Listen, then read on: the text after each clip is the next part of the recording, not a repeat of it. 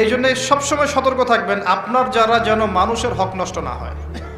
মানুষের সাথে জড়িত হক, অনেক সময় দেখা যায় কাউকে গালি দিয়েছি, কাউকে অপবাদ দিয়েছি, কারো সম্মানহানি করেছি, কাউকে মিথ্যা অপবাদ দিয়েছি, কারো প্রতি হিংসা করেছি, বিদ্বেষ রেখেছি, কারো সম্পদ আত্মসাৎ করেছি। এক কথায় মানুষের সম্মান জান মালের সাথে জড়িত যে পাপ, এই পাপ আল্লাহর কাছে মাফ হবে না। কাবা ঘরের গেলাফ ধরে কানলেও আপনি আমাকে যে মিথ্যা অপবাদটা দিয়েছেন এটা মাফ হবে না যতক্ষণ না আমি মাফ করছি। এই অবস্থায় মৌত হলে কি হবে? পরকালে দেখবেন আমি দাঁড়িয়ে আছি আপনার জন্য। আপনি সালাত, সওম, হজ জাকাতের নেকি নিয়ে উঠেছেন, কিন্তু দেখছেন আমি দাঁড়িয়ে আছি, আমার মতো আরো 10 জন দাঁড়িয়ে আছে।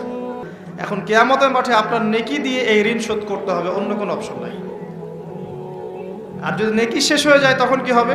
তখন আমার আমলনামা থেকে কিছু গুনাহ আপনাকে নিতে হবে।